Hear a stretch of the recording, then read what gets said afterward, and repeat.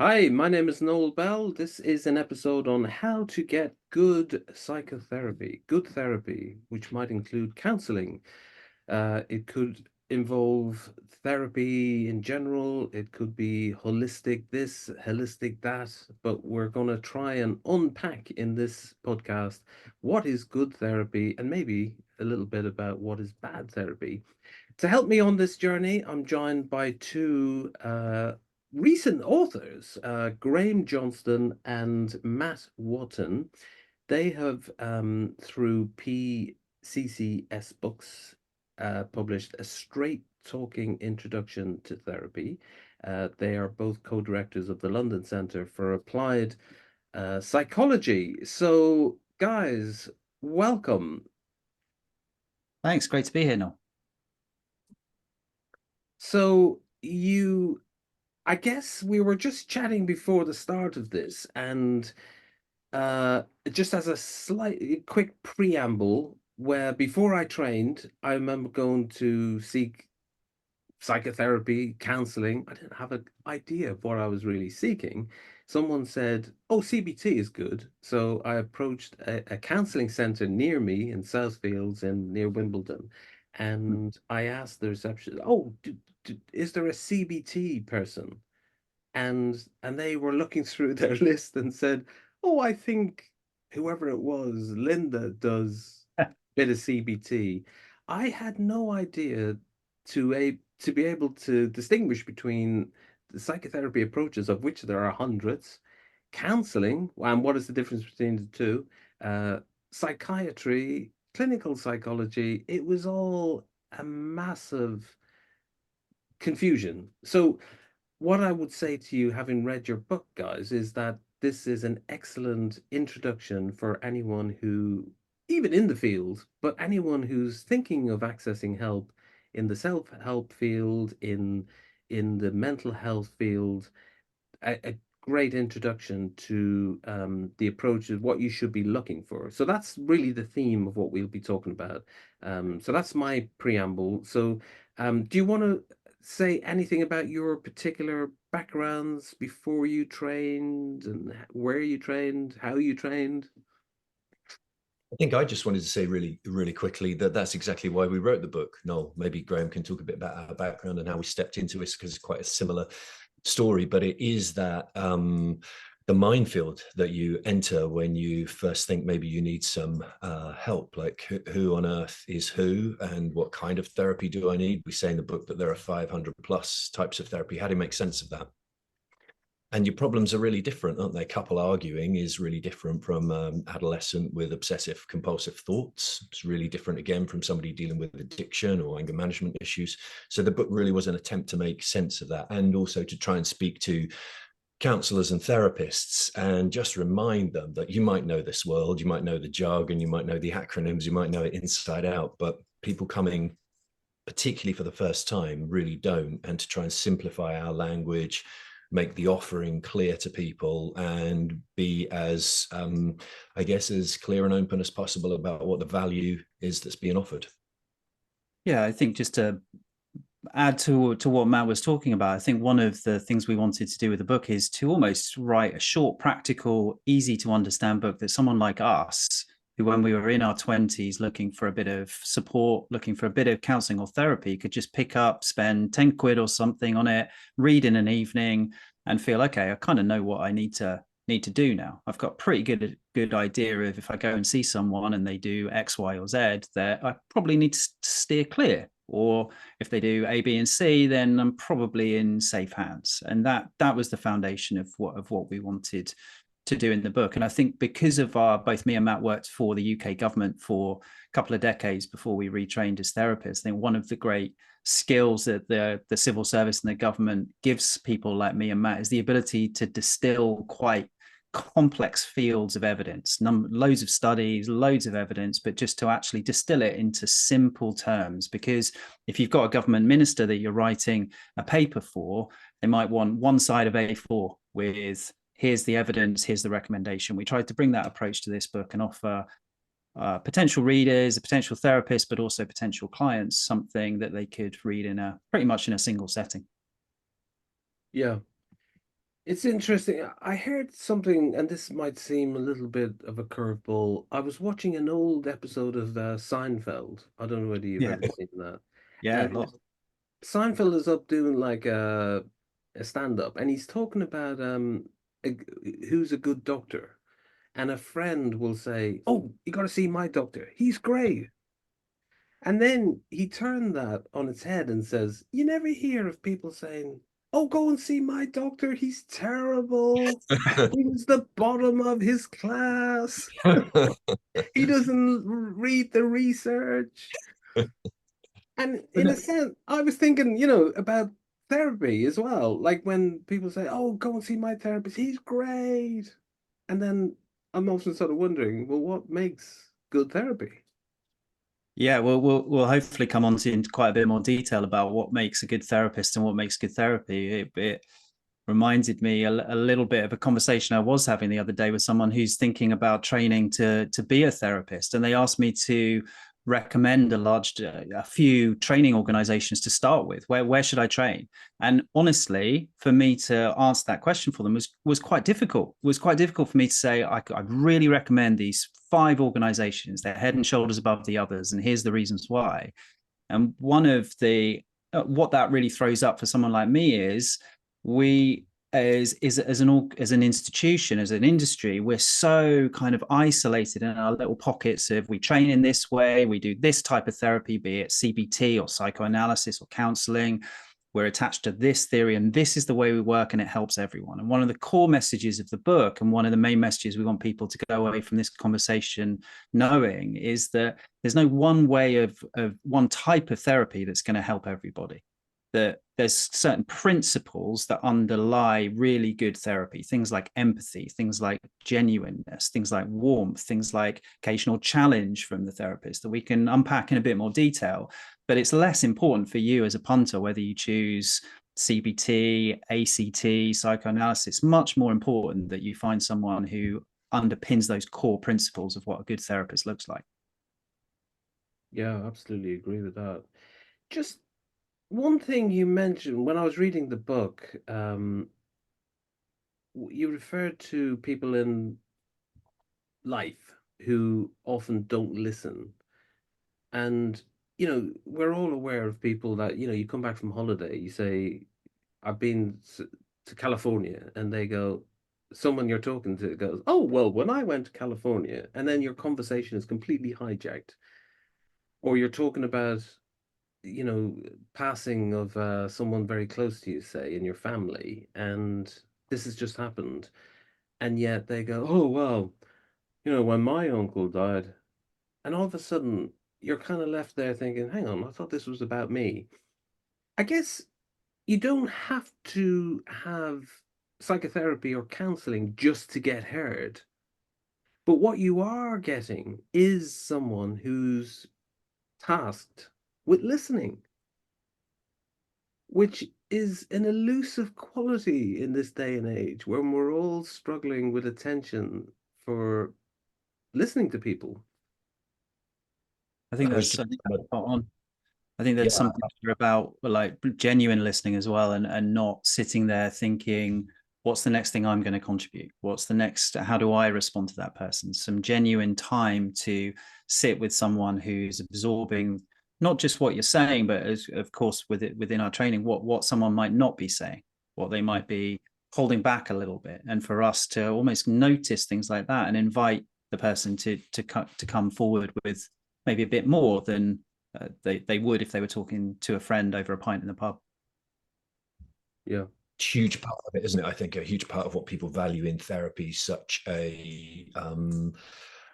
I suppose, a unique experience of being listened to, being able to say whatever you want and somebody following along attentively. My first experience of therapy would have been with a person-centered therapist. So essentially what you're describing there, somebody who is predominantly about listening in a warm, empathetic, non-judgmental way. And although it wasn't enough in terms of my journey, I needed a bit more. And in the end, I needed something that was a little more technique based and maybe a little more specialized in terms of what I was grappling with. That first year or so was really a listening experience. And I can definitely remember one session where I just talked, and I think it was the right call the therapists to listen. I had lots to say. There was lots tumbling out. Yeah. I'm just thinking as well, I'm not sure your experience with people who come and I won't use the word dump, but they'll just present their problems without really taking responsibility for finding a solution. So they might say the equivalent of anger. They come when they're fully almost triggered and activated in their, you know, their sympathetic nervous system. They're at boiling point, but they present what do I do when I'm at that stage? So when you seek to apply these techniques and to understand what's in their background, there's almost like an impatience. They want to be fixed. How do you deal with that? I mean, that's a very general question, but when you're dealing with someone who might be so focused on being fixed, they want the magic solution, the I golden mean, nugget. I think that comes up a lot, Noel, in my work. That the impatience that you're describing, and particularly that kind of boiling mad, or could even be panic, couldn't it, or something else that gets to such an extent that it then sort of ends up being acted out rather than spoken about or understood, or regulated in some sort of way. And I think some of the answer to your question, what do you do about that, is one of the things that Graham and I think are really important about therapy. Is we challenge the assumption that you could deal with it at that point. You probably can't, honestly. You're probably looking to do no harm at that point. Get out of the house if you're in the relationship, go for a run, step through the shower, do something that re-regulates you, get yourself away from that, and hold that position. Don't make it worse. What I would take them back to is there's something coming up the scale. If the scale is 1 to 10, you can deal with those things at 1, 2, or 3 if you begin to notice them. So you might not like this answer that I'm giving you, but you're going to have to notice when those things are coming up, because they don't drop from the sky. That's just not the model of the world that I believe in. You didn't catch this from the water supply or from somebody who passed in the street. You have been thinking thoughts and doing things which are increasing your level of resentment, agitation, anger, panic, fear, whatever it might be. And you're going to have to get into that at an earlier point and do something different about it. And I think sometimes people want a quick fix or something more magical than that. It ain't out there. It doesn't exist. Yeah. Anything to add to that, Graham? It just makes me think of what kind of Jonathan Shedler's core point about therapy, that the person there, whether they know it or not, in front of you is there to some degree to change. So I think whenever I'm faced with someone in front of me who's maybe complaining about something or frustrated at something or angry at a partner, there's the immediacy of that moment that you're confronted with as their therapist, but there's also an understanding and a holding in the back of your mind of what we're here to do ultimately. If that person's getting angry at their partner, okay, what is it that they want to change about that relationship, and how much can they change about themselves potentially to make that relationship better? So my role, Matt mentioned challenge, one of the kind of core areas that we really emphasize, because it's so often de-emphasized when we talk about therapy, that a big part of the therapist's work is to offer some challenge. So challenge in a moment when someone's just repeatedly getting angry at their partner is, okay, well, your partner is someone who isn't here right now. We're talking about you. You want to change an aspect of yourself and your life. How do we do that? How do we do that in these kind of situations going forward? So it might be the kind of work that Matt's was talking about, is how do you help that person just get a bit of regulation so they can re-enter those conversations with their partner on a more even keel? That might be a really fundamental way of helping them in that relationship and helping them change themselves rather than continually complaining about something that exists outside of themselves. The analogy for me would be a bit like the gym, and fitness. It's a sort of demand to be physically fit. And it's like, well, you're going to have to put in days, weeks, and months of continual effort if what you want is to be physically fit. If what you want is to be psychologically fit, to be able to deal with all the peeves and irritations of life, children, partners, disappointing partners, bosses who are unreasonable, clients who are demanding. If you're going to be able to get through life, you're going to need a degree of mental, physical, psychological fitness, right? And you don't just get that on demand. You don't just get that with a quick technique. You get that with all of the work that goes into, you know, if the analogy is physical fitness, goes into cardio and strength training and whatever else. It's not a quick fix. So I would disavow anybody of the notion that can be fixed quickly, or that there's a super technique, or that there's a better therapist somewhere around the corner who can do it. I don't think therapy needs to go on for years and years necessarily. I don't believe you spend the first year saying hello and only get into the good stuff in the studio or anything like that. But I do think we're going to have to knuckle down and do this, and we're going to need to do it when we don't fancy it. So it's raining outside, you go for the run anyway. You know, it's cold, you don't fancy the gym, it's early in the morning, you go anyway. Yeah, I like that analogy, because it's the idea of you actually turn up for the event when you don't want to go, and you use the equipment. You don't get yourself to the gym and then have a latte and look at Yeah. the equipment. You actually have to kind of do the work. There And is even if a you have a bit of heavy personal, lifting. yeah, and even if you have a personal trainer at the gym, they're not doing the work for you either. They're coaching you, they're showing you how to do it well, they're making sure your form is good, but they're not lifting the weights for you, are they? Yeah, absolutely. Now, just thinking about this, you know, like good therapy, some people think it should be like for like. So with so much the last few years of intersectionality, that it's, you know, some people are seeking the same race or the same gender or the same sexual orientation. And then I had Scott Miller on here who said to me, well, hang on a sec, if we go down that route, you'd have to have cancer to be a good oncologist. Yeah, I can see the pros and cons, right? So I can see how, in a general sense, we know that the evidence suggests that it doesn't really matter the age, the ethnicity, the gender of your therapist in terms of overall outcomes. So we know that from the evidence that it doesn't really matter.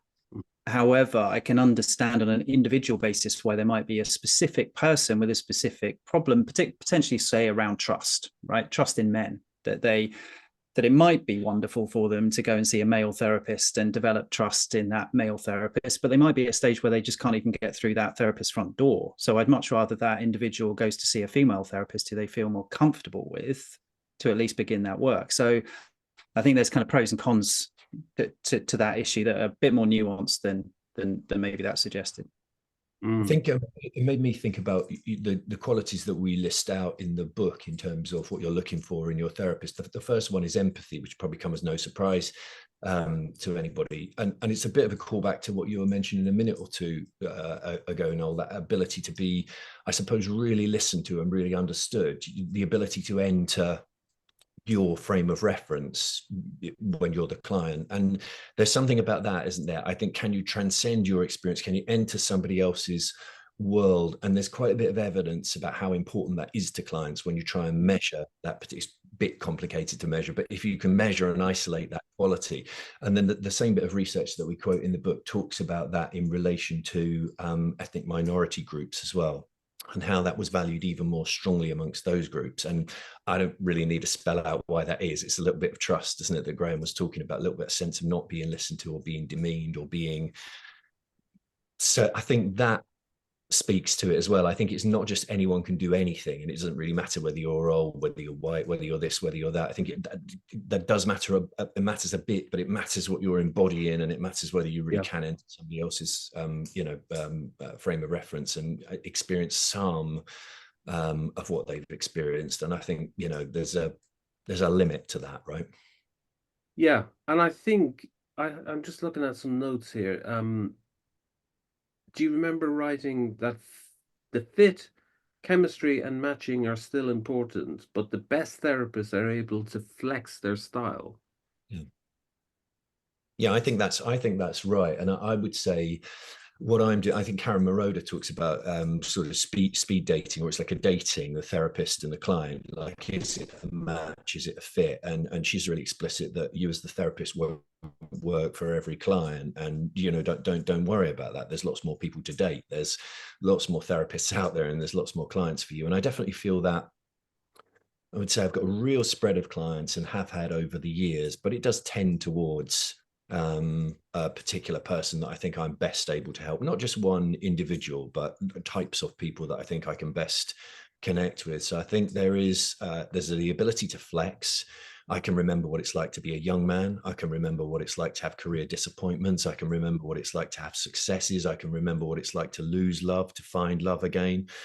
But there's a limit to that, right? We were talking, I think, just before we started, I tend not to see people with eating disorders. It's not been my experience. It's not been the experience of anybody I've loved or had around me. And I think they need a different approach from the one I bring, as well as more resources than you can provide in 50 minutes a week. So I think you can be yourself with more skill, but you can't become something you're not.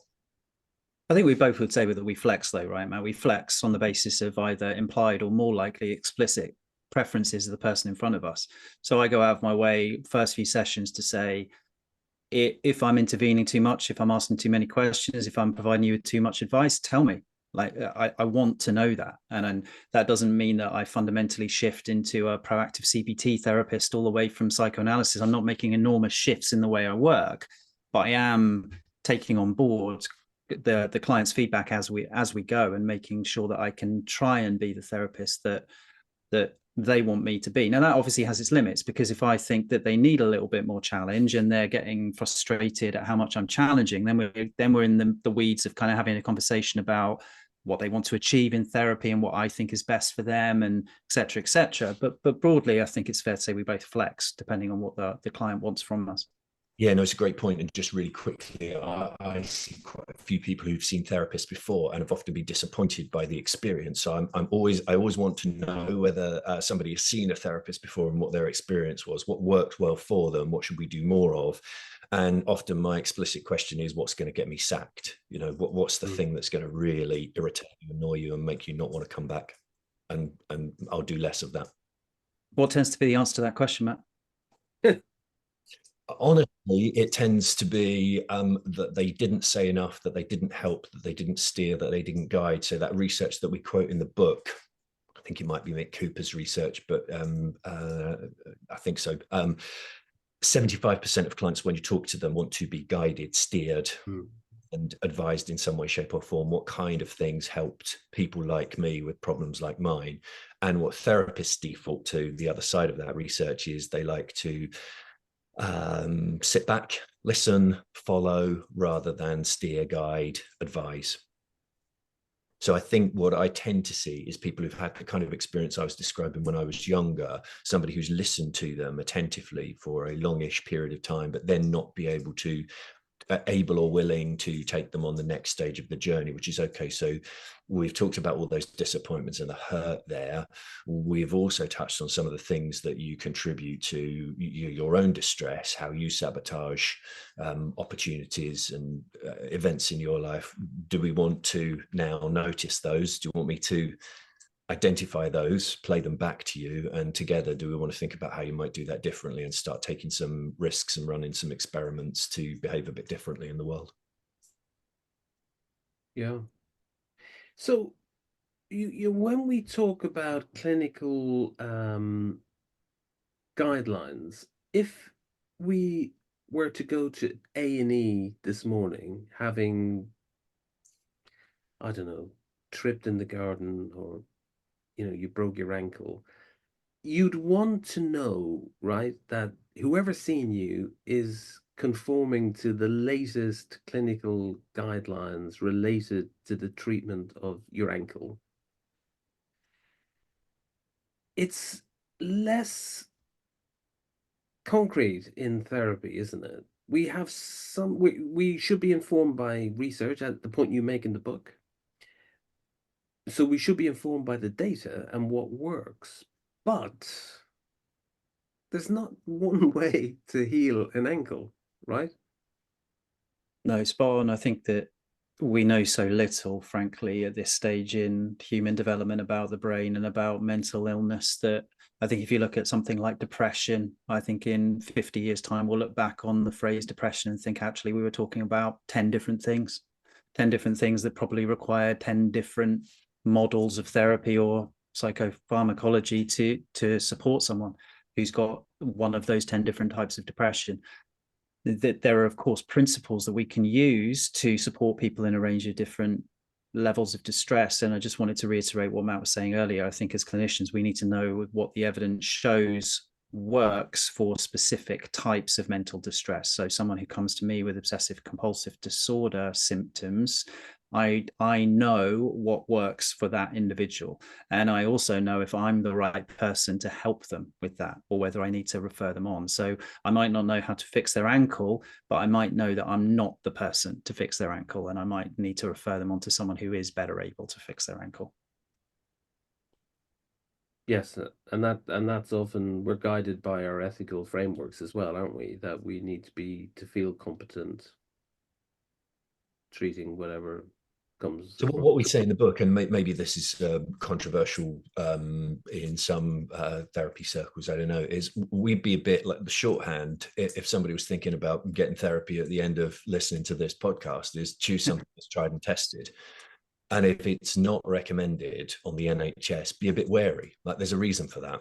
Mm.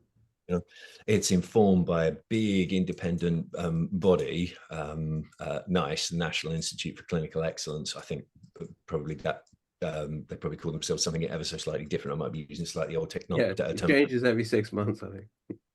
Sure, but they're doing a whole lot of sifting, and they're definitely sifting on value for money and what's most cost is a factor in that, but also on efficacy. Like, does this thing work? You know, is it efficient? Does it do what it says it does? So I wouldn't disregard any of those things. You know, there are some things that we know in the world. We don't know everything. I think Graham's right. Bound to be more information, bound to be changes in how we think and treat certain types of mental illness and problems. But we do know some stuff right now. So of the 500 therapies, most have not been the subject of any clinical trials. I would not go near those therapies. It is, I mean, it is amazing, isn't it? There's all 500 therapies. I mean, just think about that. Yeah, and I think we say this in the book, don't we, Graham? Or we certainly say it elsewhere. Like, you just wouldn't rock up to your GP or to A&E and expect to be told there were multiple treatment protocols, and it's somehow up to you to decide or what you fancy. And you know, same with the gym. You know, the example I think we do give in the book, and linking to what you were saying a minute ago about personal training. If you want to lose some weight or increase your muscle mass, you would expect your PT to have some ideas on how to do that. Sets of exercises that are efficient, that would suit you, you know, rather than, well, we've got a load of equipment here. Where would you like to? I'll be led by you. That would be absurd, right? You'd be like, what on earth am I paying for? Yeah. Yeah. And I don't know whether this analogy is going to work. Probably not. But if you're going to get a car serviced or MOT'd, you don't, all you're focused on is the outcome, right? You want to go pick it up and you get the certificate and you drive down the road. Do you really care about how they do what they're doing? No, it's an interesting question, because if I take my car to the mechanics, I don't care what they're doing, frankly, as long as it gets fixed. But when I work with clients, I want it to be clear that we're both signed up to what we're doing and how we're doing it. I think it goes back to that point about kind of, what are we here to do? Do you have the client's consent? Are you factoring in their preferences as part of that? And are you being aware of the limitations of it in terms of what you're going to achieve in that 50-minute hour, right? That there's so many, we quote it in the book, and Matt always knows this off the top of my head, but there's a certain number of hours in the week that you're in therapy, which is one. And then there's a certain number of hours that's in the rest of the week, which is what, Matt, 160 something? 167. 167. There you go. There you go. He's always reliable with that one. And so I think it is a bit different to the analogy of taking your car to a mechanic, but there is a fundamental point there about the customer going to our websites and us listing that we're experts in 5 different types of therapy, that they've got no idea what those words mean, no idea whether you're the right person to help them. So we need to get much better as individuals and as an industry in saying, okay, if you've got anxiety, these are the type of people that are going to be helpful for you. If you've got OCD, these are the type of people that are going to be helpful for you. And the industry isn't set up in that way at the moment. So there's so many different schools of therapy, so many different types of therapy, so many different training organizations. And we were saying before the call that most of those don't want to speak to each other. Attachment therapists don't want to speak to CBT practitioners. Psychoanalysts don't want to speak to ACT practitioners. We've got to move past that as an industry. Yeah. It triggered a couple of thoughts for me. One is, I think sometimes therapy is not just fixing problems. So the car analogy, I think, works quite well for some things. So panic attacks maybe on the London Underground would be a thing that need to be fixed. Protocols for reducing anxiety in social situations might be similar. Sometimes it's bereavement or relationship breakdown where there isn't really an obvious thing to be fixed, stuck at mid-career point, or having had, typically the kind of client I see has been very successful in their career. They're often quite wealthy, but they might be estranged from their children because so much time's been spent at work and so much has been given over to their career. And they're upset, they're miserable, they're downcast, and those things have less of a technical fix on them. So I think that's where the analogy doesn't quite break, or doesn't quite hold up. Sometimes you're going to therapy to say the unsayable, or to think through whether you want to stay in your relationship. You might be saying things about how disappointing your partner are that you couldn't tell anybody else in the world. You couldn't tell mutual friends, you couldn't tell siblings, you know, those kind of things that I guess where therapy feels like maybe the only space you can say that. And the other point was, I think with an MOT or service, you're sometimes advising on tread depth on the tires. So probably doesn't need changing right now, but might need changing within this service cycle. It's like a risk assessment, isn't it? Yeah, brake pads at the back are, you know, they're going to be okay for a bit longer, but, you know, get ready to change that next time around. So there's an element of choice. It's not quite as binary as passed, didn't pass. There's an element of you're going to need to watch these things, you know.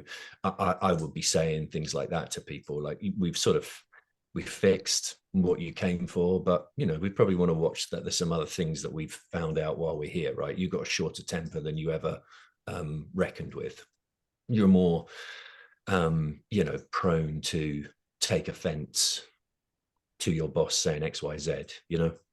You've got a tendency to withdraw in arguments, and, you know, you may not be aggressive and slamming doors, but you do kind of stonewall, zone out and check out. Those things are not that helpful. Might want to have a think about that. And that definitely works for addictions, doesn't it? Because, you know, something might be manageable today, but it's going potentially to get worse. And the other thing is, it might not be important for getting a good MOT how you get on with your mechanic. So good therapy could be that you have trust, obviously you get on with your therapist. But then, as others colleagues have said to me, but people get better in spite of that. In spite of a, you know, we assume that there has to be this connection. But what if you get better anyway? And what if you get better in spite of yourself? What about that? Yeah, I mean, I think on that just quickly, some of the self-help programs that are you run through the NHS and monitored, so sort of like in sort of older days, computer-based, you know, CBT programs, people demonstrably reduce the symptoms of distress in their life. There's no therapist involved, right? Yeah. There is no relationship. Like, they have gotten better according to their own self-report. So what do you do with that? You know, what do you do with that kind of information? Interesting. Yeah. But I think also the other point, I think it was probably Windy Dryden on this very podcast, said it's very difficult to separate out the person of the therapist from the type of therapy they practice, you know, and he's very open and explicit about the sort of type of person he is and the type of therapy he practices. And I think we'd probably say the same. We'd notice it about each other, Graham. We'd say it of ourselves. You know, there are some things that appeal to us more and some clients that we probably do better with. So I think our personality, it does matter. It comes across, doesn't it? I think. Yeah. We're obviously informed by our own experiences of being a client with someone, right? Yeah. Yeah, how we get listened to. So let's just talk about what I really liked was Miller and Moyers, is it? Their Mm. list of 8 characteristics that research says are to be found in the best therapist. And Matt, you've already alluded to the first one being empathy. Now you've added one to that list, the need to be cognizant of the research base. What we'll go into that list, but what I found really the nugget for me, my takeaway, was when you said that no one skill is a silver bullet. Each should Mm. be practiced alongside the others in that list.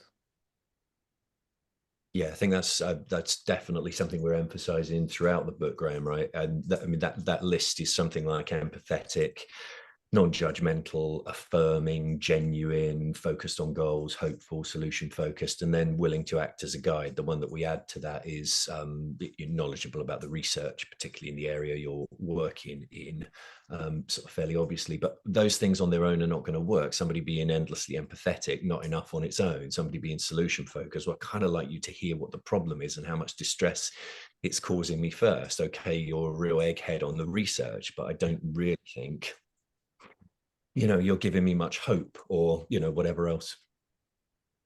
Yeah, I also think it gives hope to clients, though, as well, doesn't it? The sense of you don't need your therapist to be perfect in these 8 or 9 principles. You need them to be cognizant of them. You need to be practicing them. You need to be fundamentally a decent person and know what they're doing. But a good enough therapist is good enough. Like there is the idea of being a good fit, but you don't need the perfect fit to get better, to get what you need from therapy. And I think that wherever possible, we re-emphasize that in the book, that although we're talking about specific skills and specific things to look out for in your therapist, don't judge them too harshly, right? As long as you're getting a good service from them and a good connection with them, that might be enough for you to look past the fact that occasionally they come in a little bit too quickly when you're in a vulnerable moment, or occasionally they wrap up sessions 2 minutes late, and that feels a little bit odd. Whatever it might be, that there's good enough in this space to enable you to get better and get what you need. Something about that almost speaks to that genuineness point, Graham, that they're a genuine person. They genuinely might be a minute late occasionally answering the door or the Zoom call. You don't want that every time, right? That would speak to something else, wouldn't it? But that there's a slip in their life, or that there's something of themselves that they've shared that hits a kind of bum note. That's it. Almost Right. helps. I think of the things, the times, the moments that have meant the most to me in therapy have almost been when the therapist has done something wrong, quote unquote, been quite human in that moment.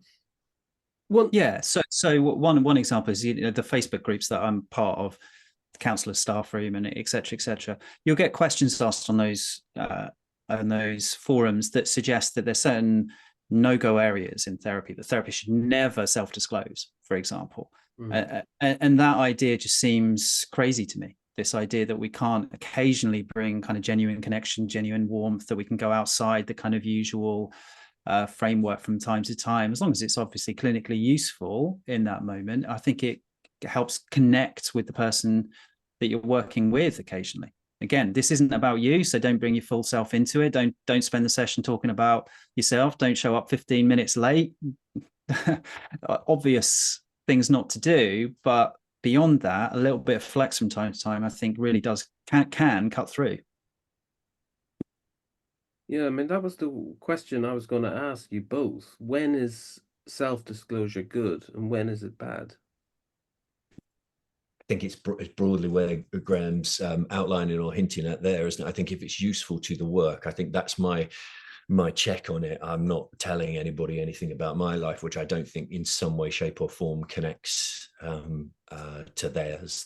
That's really the point and the purpose of it. And I think you'd probably want to, I don't know what the percentages would be, but if I find myself talking about my life for any more than 30 seconds or so, occasionally that would feel like too much. For some clients, I think they don't particularly want it. They find it hard to engage. They don't really understand why you might be telling them that. I'd immediately row back. I'd take a different approach. I think some clients really welcome it. They can get alongside it and It helps sometimes when I'm describing something in my own life. I'm quite an impatient driver, for example, and I often share this with people, and I share the feelings that come when I'm at my most impatient, and I might even share some of the words or the thoughts that come, and they might be like curse words, it might be expletives. So I'm also trying to license them. Like, one, I'm in this with you, and two, it's okay to say it. We're all just walking home, right? And whatever you feel is what you feel. Now, whatever I feel in the car doesn't mean I got to get out and act on it. Doesn't mean I got to, there's a choice point there. So I'm trying to share that bit, but I think you're also watching for, is this connecting? Is this helping? Or is this actually confusing the other person or not welcome? Yeah, I think we have a tendency as therapists to avoid self-disclosure as if it's something that we should never do. And the idea that it can be helpful to the work, I think people think of generally in quite a limited way. So they think about it in very clinical ways. Is this clinically useful? As opposed to, part of our job is to connect with people. Part of our job is to come across as human beings rather than robots. Part of our job is to show genuineness and warmth and connection. So if, for example, someone asks me a very factual question about my life, so if I'm working with a couple, they might want to know if I'm in my first marriage, for example. Now, a classic therapy technique might be to show interest as to why that question is important to that person asking the question. That makes me come across like a robot, like a clinician, like a guy in a white coat who's standing back and trying to observe and trying to bring a kind of level of expertise to what they're doing. I think that the more human way to respond to that question is to answer the question, then potentially put it back to them and say, is that interesting to you? Is that important to you in terms of trusting me as someone who's going to be helpful to you? Then it becomes useful in the work. But I think the tendency for therapists to just stand way back and have this box of non-self-disclosure around them, I think, can be really unhelpful and quite off-putting to a large number of people. Yes, some quite nice examples in, aren't there, that we talk about. So that there's one, is it Lou Aaron? I can never remember this story properly, but I think there's a guy talking to him. Lou is the clinician, and the guy talking to him asks him whether he, the therapist, ever finds his partner annoying. And Yeah. he flips that, and he talks about how annoying he is to his partner and how annoying he is to himself. So why on earth wouldn't he be? So there's quite a nice bit of sort of jiu-jitsu going on there. He's turned it around. He's sharing something of his life. He's doing something therapeutic. He's doing it in quite a skillful, ordinary sort of way. That on a different point, with younger people, it's sometimes too much to fill 50 minutes of intense, like eye to eye, face to face time talking about feelings. So like with a couple of young guys that I see, we do some football banks. We get into it slowly. If they've turned up in like obviously brand new sneakers, we're going to talk about them. We are going to have a bit of back and forth on that, and I wouldn't really lay claim to that being therapeutic in any in any sort of high-minded kind of. I can't really give that much spin, but I it think is building rapport. I would. Yeah, exactly. I wouldn't say it's high-minded necessarily, to use your terminology, but I think you're allowing that person to come into the session in the way that they need to then do the work. If you came in cold, then it wouldn't be helpful for them. I don't think they'd get to the place that you needed them to get to, right? Yeah, I think that's definitely a good point. I was on a course once where someone was referring to Roberto Assagioli, the psychosynthesis guy. He was an Italian psychiatrist originally, and his school is a transpersonal school of synthesis. One of the interesting things, because I'm just thinking of your risks of phoniness, that there's the brooding analyst, and then if we're talking about disclosure, apparently Assagioli would always be looking in his one-to-one work for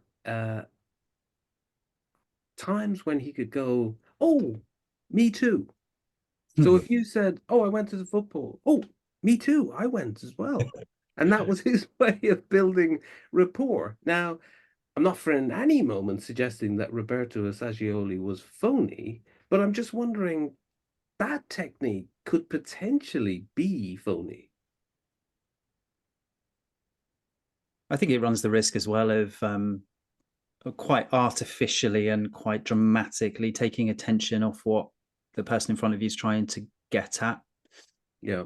So if it's something about a deep insecurity, I can see, or a deep kind of self-criticism, I could see some benefit in a therapist saying pretty much everyone suffers with the same sort of thing. So classic is imposter syndrome, right? That people who really struggle to have self-confidence at work, having an understanding that pretty much everyone in a room, even if they're feigning confidence, is feeling a little bit of butterflies in their stomach, is feeling a little bit of, oh, hang on a minute, what on earth am I saying in this situation? Like, we all go through that to some degree. And having a therapist do that can be potentially quite powerful. But I do think it runs that if you're always on the lookout for a Me Too moment, I think that potentially comes across a bit artificial. It's like anything, right? If you try and do the same thing all the time, it's going to come across as a little bit phony. Yeah. So let's just see.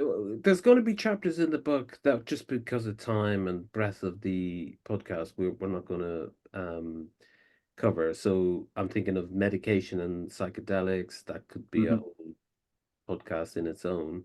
And the strategies around. I'm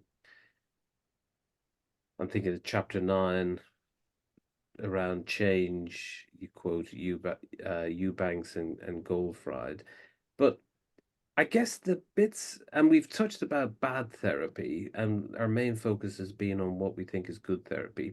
Everything we've discussed, what is there any kind of thing that's left thinking, oh, we didn't discuss that?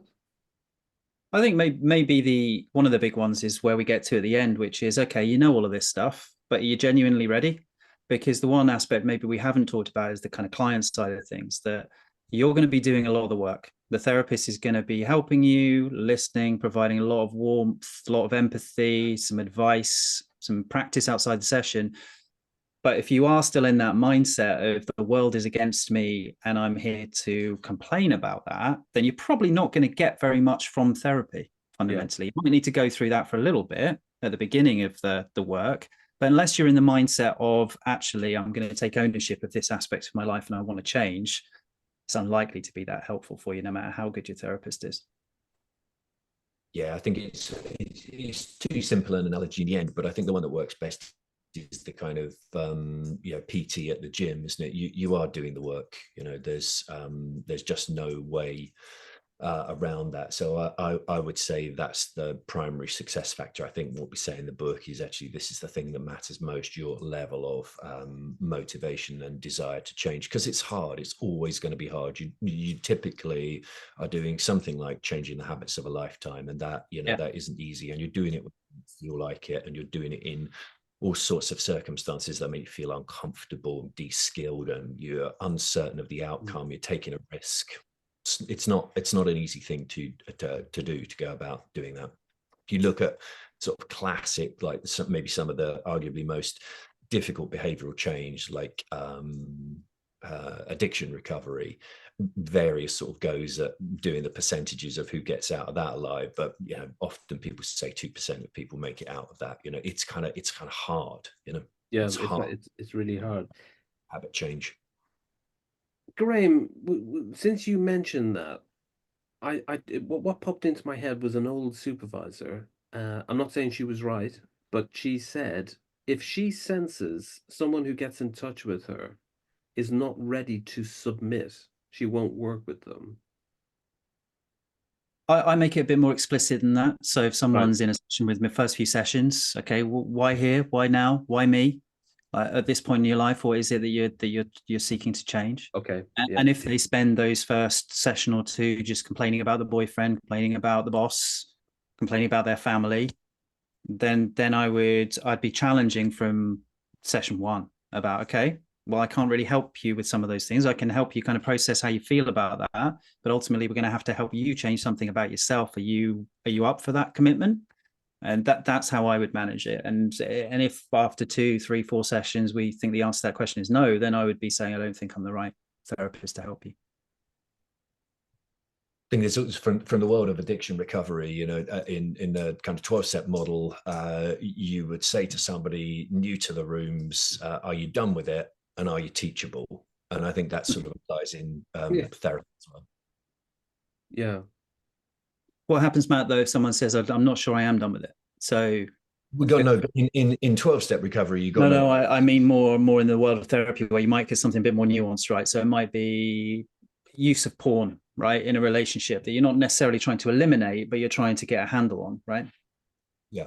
So I think you could go after it, right? You could go after some of the bit that is workable. So I think sometimes as therapists, it's like kind of from Freud's impossible profession. We've got crazy high standards. We're going to do transformational characterological change. Well, maybe just get them to speak up at work would be one thing to go after. So I think if there's a bunch of problems and there's something that they're ready for or that they want to pick off, I think you can go after that, and you can maybe roll that maybe expands out, right? Then maybe is a ripple effect, and that was useful. That wasn't as difficult as I thought it might be. There might be some other things. So sometimes I see people come to therapy for something narrow and then want to expand on it. I see some people come to therapy for something narrow, get some help, say they've got some help, and then leave. And I'm like, but there's so much more we could do. This is great. There's all the existential them, isn't stuff. Yeah. But I think there is a moment where, and I've certainly had this a number of times, where I'm saying to somebody, it sounds like these 17 people are routinely disappointing to you in almost precisely the same way. Do you think there is a common link? Do you think you play some part in this? And they've been horrified at the suggestion and appalled and very disappointed in me and my craft and practice. And that's the end of that, And I would say, they're not ready. I see that as a success, because I think that person could spend another 5 years doing the same thing and getting no benefit, but both of you thinking that work is being done when no work is potentially being done. Yeah, I think I'd agree. It's the sort of thing we sometimes say, I was a bit disparaging of psychoanalysis, which I'm not entirely disparaging of, but sort of, Woody Allen's treatment over 4 decades and still can't traverse Manhattan via a tunnel. It's like, maybe this is not working. Yeah, my old. That might not be the only problem with Woody Allen, by the way. Yeah, I was going to say, of all the things to choose, that Woody Allen gets wrong. Yeah, poor Woody. But yeah, sometimes I think there's an anti-psychoanalysis bent within the broad newer therapy fields, that analysis is just forcing the transference and nothing else. I think that's a bit crude, but I mean, I don't know. I'm a fan of Adler. I love Adler's social psychology work, the Bert Order stuff. I think Freud he was wrong in a lot of ways. He still had some interesting stuff, and he was always willing to admit when he was wrong as well. Jung is fantastic. So that's why I'm integrative, because along the spectrum, I'm taking a bit of this, a bit of that, and somehow try and make the meal a nice spicy option. I don't know about you, Noel, though, but when I describe myself as integrative, there's something that almost feels deflating about that, almost as if I haven't been able to choose my path, as if I haven't stumbled upon the right way of working. And there's something that the book tries to do, I think, and I'm trying to do in my work as well, which is try to find a better way to describe that to people. Find a better way of saying, I can help you, but there's no one way that I'm going to draw on to help you. I'm going to use a range of different interventions. Does the toolbox help, where you say, I'm hopefully coming with multi-spanners? Yeah, but even with that, even with that, there's a way of saying it that kind of almost comes across, so you don't know what you're going to do, and so you're going to throw a million different things, hope something sticks, and that's not what I'm trying to convey, right? I'm trying to say, okay, I've worked with lots of people like you before. I don't think CBT alone is going to help you. I'm going to draw on some acceptance and commitment therapy. I'm probably going to draw on some psychoanalysis ideas of giving you some space to work through some of this yourself and explore some of those core beliefs as well that link with CBT. I'm going to do a range of different things. I wouldn't describe it like this necessarily with a client, but I think there's something about that term integrative that just doesn't sit nicely with me, even though it's the way I would describe myself as well. Yeah, I'd never use that term, because it just sort of jars, and I'm integrating what, it makes me want to be sort of more precise. How do you describe yourself, Matt? I mean, I tend not to be honest, in that way. I say there are some, there's things that I draw on more than others. Like in my supervision, my supervisor is part of the kind of ACT tradition, if it can be called that. So I'm definitely really amenable to that. I think a kind of idea of acceptance, this sort of Buddhist notion, really speaks to me personally. I think CBT I find incredibly useful. I found it useful in my own like therapy journey. I find it really useful with clients, just pointing out some really simple thinking distortions. Even that terminology I think will jar with some people listening perhaps, but pointing those out, letting people see that they are catastrophic in their thoughts, that their thoughts really are going somewhere and it really is influencing their mood and subsequently their behavior, is really powerful stuff. But I don't think I found a good way of talking about how to integrate those things. And I love a bit of attachment as well, right? Yeah, I was going to say, particularly with couples, right? Because if an individual's struggling in relationships or with couples, I think attachment theory has loads to offer. I think it's a bit like, found it a bit narrow as well, haven't we? Sorry, no, just found it a bit narrow in terms of it's just parental, and I think that there's some real richness in adolescent relationships as well. So even that, I couldn't feel quite part of that tradition because I think it's too, it's not quite where I'm at. Yeah, I was just going to say, like, if you're asked to your desert island discs, there'd be so many you could choose from, but what are the ones that really speak to you? And that's quite a difficult job. And I think of what we're influenced by. There's things that are going to be more important than others, and that we haven't even mentioned TA or Cartman, which I think is fantastic. Yeah.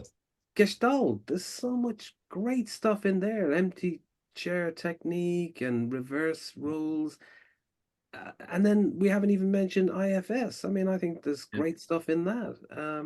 So some of the skills work in dialectical behavioral therapy, I think, is great with certain clients too. Yeah, particularly for teenagers, right? Some of that stuff on sort of testing mindfulness in schools, Graham and I are a bit sort of dismissive of that. Like, did you really think that was going to work for teenagers at that point in their life where they're up against maybe really sharp problems outside of school as well, like sitting quietly thinking about noticing their thoughts? Doesn't feel to me like that would be, the tools of DBT feel like they've been much more useful in that situation. I really resonate with your question though, Noel, and in the CBT community, there is a sort of CBTH, CBT is sort of followed by everything, CBT ED for CBT eating disorder and various other acronyms. CBTH is like CBT delivered at homeopathic quantities. So you're kind of informed by CBT. There's a little bit of CBT in here. And what some of the more purist take would be like, you're not actually delivering CBT, you're not delivering what you promise. And the protocol is there for a reason. Like the test is on a certain way of working and a certain dosage. And it would be mad to do that with meds, to reduce the dose too much. So I sort of get caught on that one personally, just sort of sharing that with you, that sometimes when I'm integrating things or thinking about a toolkit, picking up things that seem useful for that situation, I worry that am I doing this in the it's helpful. What if we just forgot about the theories and the approaches and we just turned up and just were really present with someone? Isn't that really where we need to be? Maybe just be ourselves. Yeah, I mean, I think that will work in some situations, but it probably won't work in all of them. For example, I don't know, maybe the most obvious one to go after would be something like OCD, obsessive compulsive disorder. I think turning up and being you and drawing on all the richness of your life experience and sharing with me a bit about, your world, and you seeming very genuine and empathetic is not going to do a damn thing to my intrusive thoughts. No, so certainly I'd say most of the things on the anxiety side of the spectrum require quite a practical approach, even if you're taking a more kind of psychoanalytic approach to the cause of those anxiety. There's likely to be a behavioral component, a homework component, a practical component that the client needs guiding in, that isn't just about us showing up with kind of positive regard and warmth, is actually us kind of steering the work alongside kind of clinical protocols that can help us. I suppose where it might come in, thinking about you being you, is an affinity for that sort of work. So there's a couple of people in the Yeah. UK who've made that their sole focus, you know, and those will be people that I would often refer to, you know, that's their calling, you know, it's sort of almost a vocation for them. They've written on it, goodness knows how many times. They're absolutely bang up to date with the research. They're often the originators of the research and they're doing that clinical work. So I think that's the bit that is maybe the connective tissue to who you are, sort of recognition that we can't be all things to all people. Yeah, good. So, guys, I've really enjoyed it, and we could talk forever, but we do have to think of an ending. So I'm not ready to end. No, I'm not ready to end. ending anxiety. So let's just think about who, if you just want to give a word about if someone wants to contact you about the book and buy the book, obviously, it's available from good online stores. Yeah, published by PCCS, available on Amazon is probably the easiest place to get it. You can find us at lcap.co.uk, which is lcap.co.uk as well. If you're interested in what the London Centre for Applied Psychology does, we do online training for mental health professionals in the main. Matt, anything to add to that? No, I don't think so. I mean, other than we both work as full-timers, psychotherapists and coaches as well. So we run our own practice as well as running the London Centre for Applied Psychology. I think that's about it, isn't it? Yeah. Well, Really no, lovely. Thanks so much. sorry, what was that? It was really lovely to talk to you. Thanks so Yes, much. no, really good. And I was just to substantiate that, I'm sure I'll have you back on to talk about another aspect of your book, because I think there was just so much depth in there that it's hard to just, distill it down to just one chat maybe. So in due course, I know you're very busy, so it's trying to, I'd love to do that. yeah, we'll try and do this another time. So again, thank you guys, and really good luck with the ongoing promotion of the book, and good luck with the work at your center, and thanks for coming on. Pleasure. Thanks, Noel.